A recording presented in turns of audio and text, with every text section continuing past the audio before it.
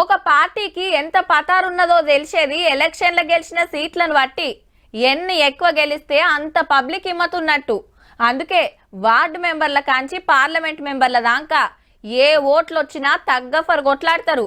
మొన్న సర్పంచ్ ఎలక్షన్లనే తీసుకురాదుండ్రి, పార్టీ గుర్తులు లేకున్నా వెనకాలకెళ్ళి ఎంతో సపోర్ట్ చేసినాయి. అసొంటిది ఇప్పుడు మున్సిపల్ ఎలక్షన్లు బరాబర్ గుర్తుల మీదకెళ్ళే నడిచేటి ఆయే. గందుకే అన్ని పార్టీల నజరు ఓట్ల జాతర మీదే ఉన్నదిగా. ఎక్కువ సీట్లు మనం గెలవాల్సిందే, అందరం ప్రచారంలోకి దిగాల్సిందే. ప్రతి ఒక్క ఓటర్ను గెలవాలి, సర్కార్ పథకాల గురించి వివరంగా చెప్పాలని లీడర్లకు ఆర్డర్ వేసిండు సీఎం రేవంత్ రెడ్డి సారు. ఇంకో దిక్కు మున్సిపాలిటీలలో ప్రచారం నడుస్తూనే ఉన్నది.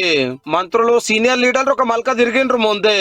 పవర్లున్న పార్టీలను గెలిపిస్తే మీదికెళ్ళి ఎక్కువ పైసలు వస్తాయి, పనులు చెప్పునైతే అని చెప్తున్నారు.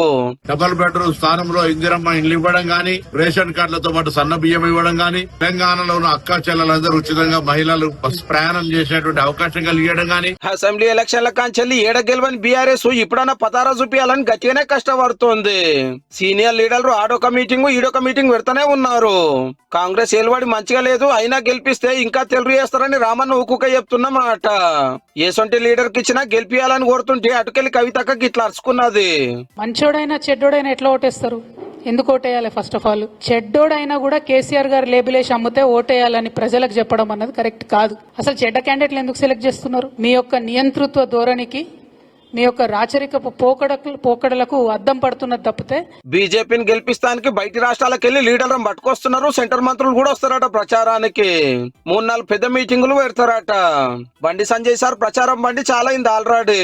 మున్సిపాలిటీలలో కమలం పార్టీని ఖాయిజ్ చేస్తారు. గట్టిగా కష్టపడితే ఎక్కువ సీట్లు రావచ్చునని ప్లాన్లు వేస్తున్నారట. ఆడాడ ఎంఐఎం గిలా నిలబడుతున్నది. ఇంకో దిక్కు టికెట్ల కోసం పైరవులు నడుస్తున్నాయి. రెబల్స్ బుద్రకిచ్చుడు ఏరే పార్టీలకు వెళ్ళి గుంజి కండువాలు కప్పుడు రువ్వడి మీద ఉన్నది. నామినేషన్లు వాపస్ తీసుకోవడానికి రేపే ఆకారు. వాళ్ళకి బీఫామ్ వస్తే వాళ్ళే ఆ పార్టీ తరఫున పోటీలు ఉన్నట్టు. ఇక ఎల్లుండి సంది 3 పార్టీల ప్రచారం జోరుంటది.